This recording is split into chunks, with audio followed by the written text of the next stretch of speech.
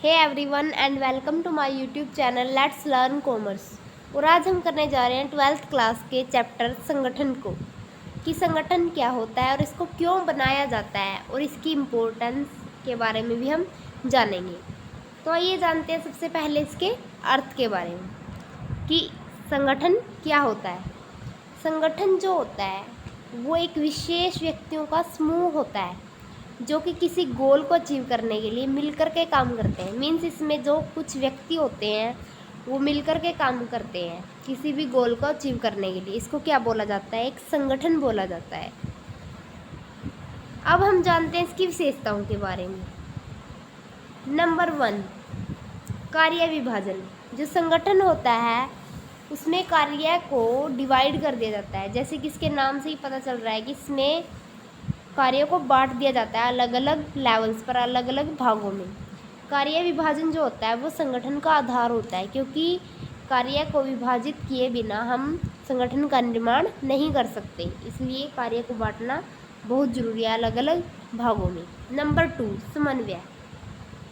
Of course वहाँ समन्वय होगा जहाँ पर बहुत से व्यक्ति काम कर रहे हैं। मीन्स संगठन का वहाँ निर्माण हो रहा है, तो जहाँ पर बहुत से व्यक्ति होंगे तो वहाँ समन्वय का होना लाजमी है। नंबर 3, अनेक व्यक्ति। इसमें जो होता है बहुत से व्यक्ति होते हैं जो मिलकर के काम करते हैं और जो संगठन का निर्माण करते हैं। एक अकेला व्यक्ति जो होता है वो संगठन का निर्माण नहीं कर सकता। नंबर 4, सामान्य उद्देश्य। अब फिर वही बात आ गई, सामान्य उद्देश्य। जो ये व्यक्ति होते हैं वो मिलकर के कार्य करते हैं, लेकिन जो इनका उद्देश्य होता है वो क्या होता है? सेम होता है, चाहे ये अलग अलग काम कर रहे हैं। मीन्स नंबर 5, संगठन प्रबंध का एक यंत्र है, क्योंकि जो मैनेजमेंट होता है वो बहुत से कार्य करने पड़ते हैं उसको करने के लिए, जैसे कि नियोजन, संगठन, नियंत्रण, निर्देशन, ये सब। इसी प्रकार जो संगठन है वो भी एक मशीन है, मीन्स एक यंत्र है प्रबंध को करने के लिए, इसलिए इसको एक मशीन बोला गया है। क्योंकि अगर कोई भी जो कार्य है वो नहीं किया जाएगा प्रबंध को करने के लिए इन 5 कार्यों में से, तो क्या है, पूरी व्यवस्था जो है बिगड़ सकती है, प्लान पूरा फेल हो सकता है। अब हम जानते हैं इसके महत्व के बारे में कि संगठन का महत्व क्या होता है। नंबर 1, विशिष्टीकरण का लाभ। जो ये संगठन होता है उसमें क्या होता है, कार्य को बांट दिया जाता है और इसमें ऐसे व्यक्तियों को पोस्ट पर लगाया जाता है या उनको ऐसा काम सौंपा जाता है जो वो करने में माहिर होते हैं। मीन्स वो उसके स्पेशलिस्ट होते हैं। तो इससे क्या होता है कि संस्था को लाभ प्राप्त होते हैं विशिष्टीकरण के, क्योंकि जो ये स्पेशलिस्ट होते हैं वो कार्य को कम समय में कर देते हैं। नंबर 2, कार्य संबंधों में स्पष्टता। जो संगठन होता है वह व्यक्तियों के बीच जो काम कर रहे हैं कर्मचारी उनके बीच कार्यों को डिफाइन करता है क्लियरली कि उसे क्या करना है और उसको और किसको रिपोर्ट करनी है, ये सब उसको पता चल जाता है। नंबर 3, संसाधनों का अनुकूलतम प्रयोग। जो ये संगठन होता है उसमें अलग अलग कार्यों को अलग अलग लेवल्स पर बांट दिया जाता है और उसको करने के लिए अलग अलग कर्मचारी होते हैं। ऐसा करने से क्या होता है कि ना तो कोई काम छूटता है और ना एक काम जो होता है वो 2 बार होता है। सभी साधनों का जो है पूरा पूरा उपयोग हो जाता है, जैसे कि माल, मशीनरी, ये सब, मानव शक्ति, धनी, इन सब का पूरा पूरा यूज़ हो जाता है। नंबर 4, परिवर्तन में सुविधा। जो संगठन होता है वो एक ऐसी प्रोसेस होती है जो संस्था को इस काबिल बना देती है कि वो किसी भी कर्मचारी को किसी पोस्ट से रिलेटेड किसी भी चेंज को करने में आसानी से क्या सहन कर सकती है। नंबर 5, प्रभावी प्रशासन। मीन्स क्योंकि इसमें सभी जो प्रबंधक होता है और कर्मचारी होता है उनको अपने अधिकार एवं उत्तरदायित्व का पूरा पूरा नॉलेज होता है, तो क्या होता है उन्हें जैसे कि ये सब पता होता है कि उनको कौन आदेश देगा और वो किसको जवाब देंगे, ये सब इसमें शामिल होता है, तो इसको एक प्रभावी प्रशासन बोला गया है। नंबर 6, कर्मचारियों का विकास। इसमें क्या होता है कि प्रबंधकों के नीचे कार्य कर रहे कर्मचारियों को भी कुछ निर्णय दिए जाते हैं, राइट्स दिए जाते हैं, जिससे कि वो न्यू क्या होता है मेथड को सर्च करते हैं किसी भी कार्य को करने के लिए। इस प्रकार क्या होता है कर्मचारियों का भी डेवलपमेंट होता है।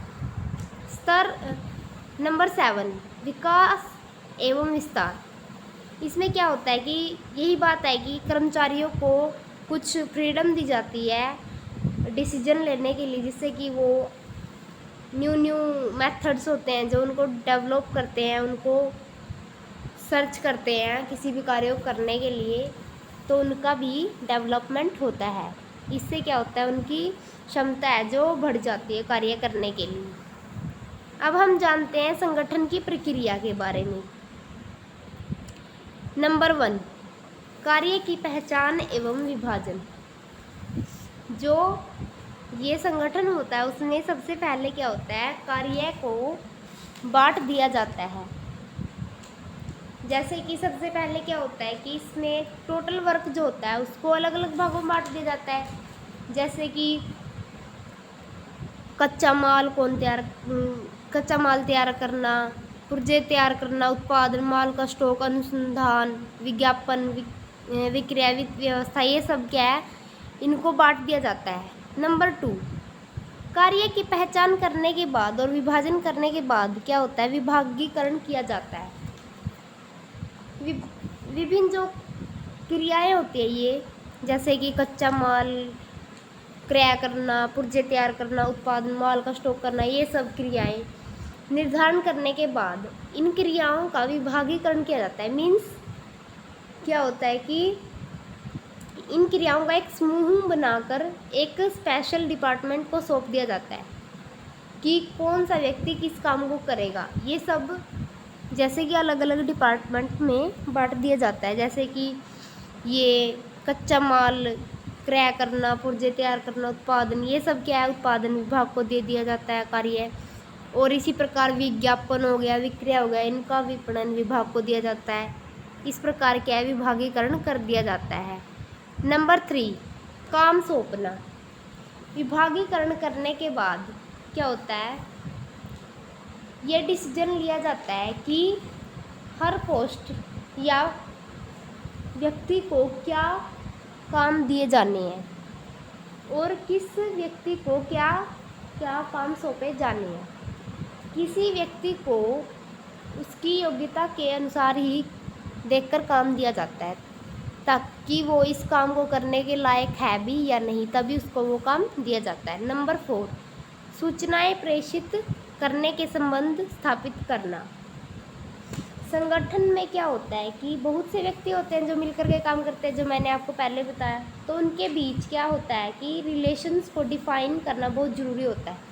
हर व्यक्ति को पता होना चाहिए कि वो उसका कौन अधिकारी है, मीन्स जो उसके ऊपर काम करता है, और उसका कौन अधीनता है जो उसके नीचे काम करता है। तो आज की वीडियो हमारी यहीं पर होती है एंड।